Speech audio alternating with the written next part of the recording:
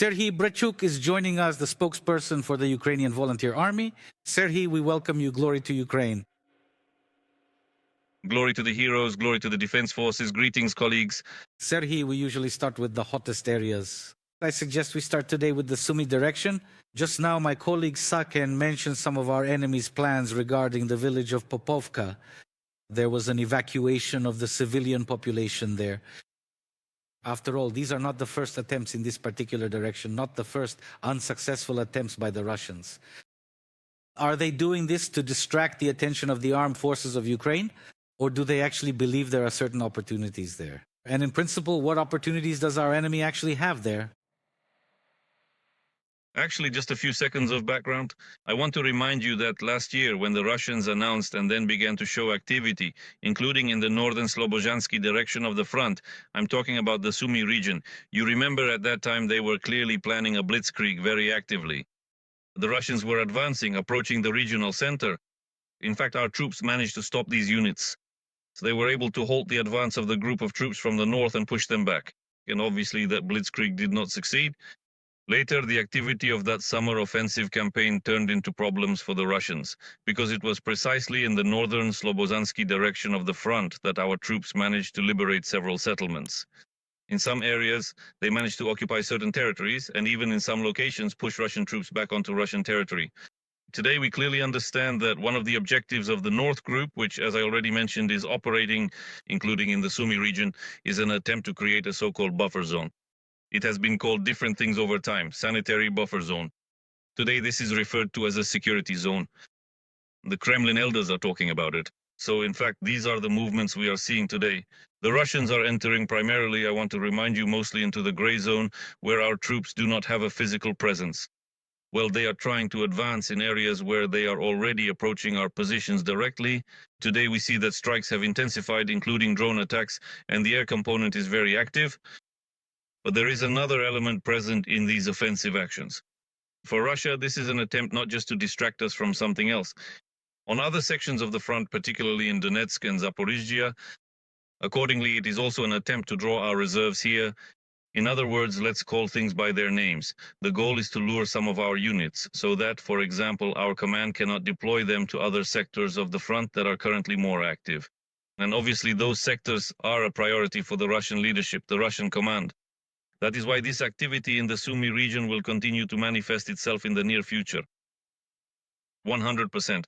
But indeed, once again, the North Group, which is currently sending its reserves and units, including to other locations on the front, is simply not capable of advancing or attacking along a broad front in the northern Slobozhanshchina direction of the line of contact.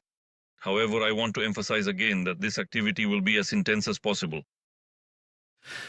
One of today's main news stories, I have to say, has caused a real storm in Russia. All the propagandists, Z channels, and the Ministry of Foreign Affairs are commenting on it there. But let's start from our side first. The General Staff of the Armed Forces of Ukraine has confirmed the strike on a strategic facility in the Bryansk region of Russia. Successful strikes were carried out with Storm Shadow missiles. Significant damage to production facilities has been recorded. Russians are widely sharing videos of the aftermath of this attack on social media. According to them, about 10 explosions can be heard. I should note that the Kremny L microelectronics plant produces control systems for all types of missiles in the Russian army's arsenal, particularly for the Iskander missiles. The commander-in-chief of the Ukrainian armed forces reported on the operation to the president of Ukraine, Volodymyr Zelensky, who in turn called such strikes absolutely justified, a fair response to the aggressor. Let's watch the statement. This plant produced electronics and components for Russian missiles. We are defending ourselves. Russia has long had the opportunity to put an end to this war, which it started itself. In fact, this is their collective war. Whether it's Russia, the Iranian regime, or North Korea, they share a common aggression against the West, against the entire democratic world, against the idea that nations and states have their own rights and real significance. We must protect life. Let's look at this event from several perspectives. First of all, Sergei, let's hear your general comment. Then, if you don't mind, I'll ask you two brief follow-up questions. I won't repeat myself by talking about the significance this plant holds for the military-industrial complex of the Russian Federation. I just want to remind you that as Ukraine's defense forces carry out this strategy of striking Russian territory, you can see they are targeting key enterprises that break the entire chain of production, in this case, missiles. And it's not just about the Iskanders, there is actually a full range, a complete assortment of missiles which are very difficult to intercept with conventional air defense systems. For example, the Topol and other systems, we can mention the Yars as well, which, by the way, Russia uses to threaten, as the president said, the entire democratic world. There are 2 points I would like to note here, namely that, first of all, the path to this plant was not paved by our drones for the first time. This is not the first attack. This time it was serious when missiles flew in and they passed right through the so-called oil of the Russian Federation's air defense. And in fact, the Russian air defense system did not respond to what was happening. And one more very important point, it is obvious in the footage you showed that our unmanned systems forces, in particular the 413th Raid Regiment, which was actually covering everything that was happening in real time. That is, our drones were able to and did record what was happening, filming while being over the regional center, the Russian regional center, the city of Bryansk, what was happening with the Kremny L plant. This is yet another blow, a very obvious one, to the air defense system of the Russian Federation. We are not just able to bypass it. And here, let's also talk about air target suppression systems. The same electronic warfare systems, we're talking about radar stations that were supposed to detect these aerial targets. So there are a lot of aspects here that are truly characterized by the word operation, a military operation, as a result of which I am sure all the participants in this operation, the president will award them with state honors, because this, once again, shows that Ukraine is ready and able not only to wear down the air defense system of the Russian Federation, but to break through it, bypass it, and in fact deliver such painful strikes. One more point, which is more emotional and probably military political in nature. Today, the Russian Federation, or rather even yesterday, through the words of some United Nations officials, began to claim that supposedly a strike was carried out on a civilian facility. Let's look back at history, let's review the recent past. There was already a historic interview with the director of this plant. I don't know if he is still alive or if he was at the plant at that moment, because he is a war criminal. It was he who said in that interview that if a strike were carried out on this facility, many products, as they call their missiles, military products, would simply disappear. They would no longer be able to produce them. This is the proof, as they say, a confession right in front of us. So, Sergei, that's what I wanted to clarify. Peskov, Vladimir Putin's press secretary, made a statement commenting on this. Well, we know what Peskov says. He doesn't read this in a library. His boss tells him what to say, or maybe they communicate telepathically by now. And it's all about the British. Apparently latching onto the fact that the Storm Shadow missiles, according to reports, are all about the British, and that without the British, they wouldn't be able to do it. Your comment and the simplest question, why are they still there? They keep some important, well-equipped factories in the Bryansk region. This is a border region.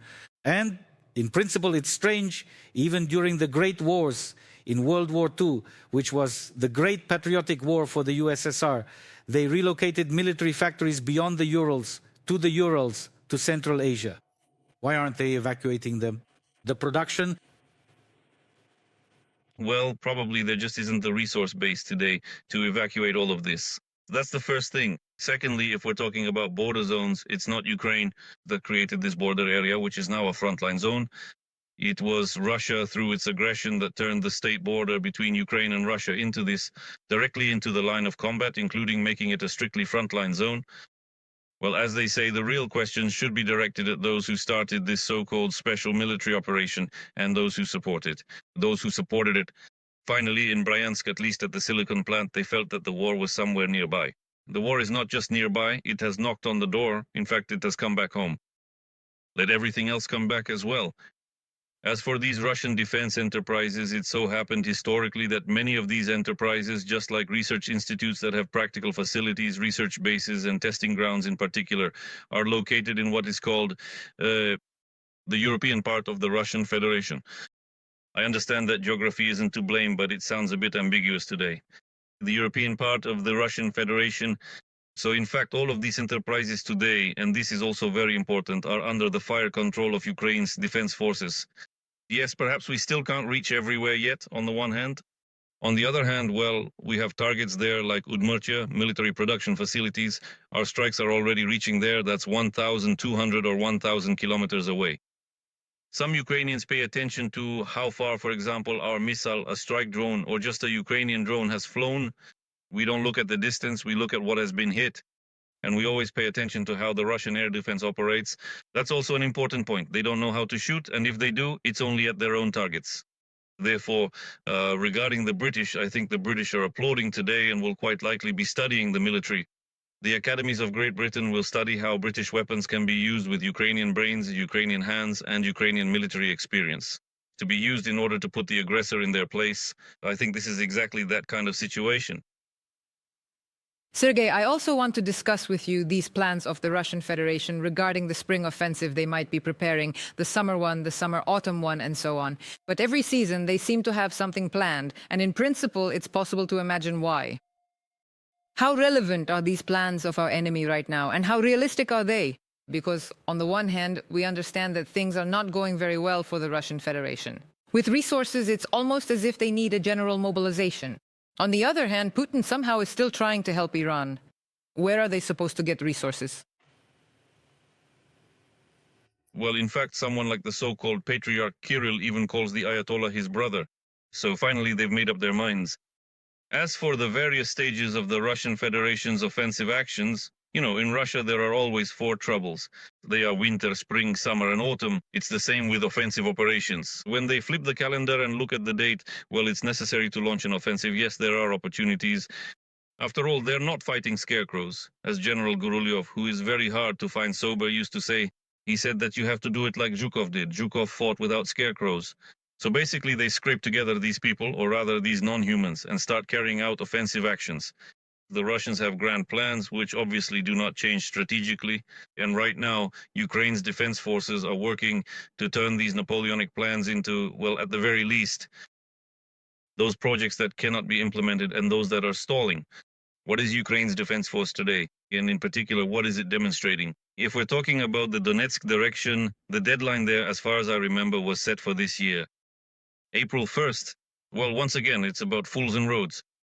Now I think a new date will appear, and this time it will be May 9th. Well, that's the feeling I have. They won't deliver this time either, I think. Actually, the Zaporizhia direction, the enemy had plans, and they still do, yes. But today, thanks to the counter-attacking actions of the defense forces, Russia will have to adjust those plans. I would like to say that today our defense forces managed to disrupt the enemy's plans. For example, their offensive in the Zaporizhia region and in Dnipropetrovsk. Let's stay modest for now and keep our fingers crossed for our people, including the warriors of the Ukrainian Volunteer Army who are fighting as part of the armed forces in one of our assault regiments. Therefore, the enemy will definitely have to adjust their plans. The war continues, and that's the main thing we need to remember. But here, I think it's more of an appeal to our society to support the defense forces. The troops know their job, and as you can see, they are performing their duties very well.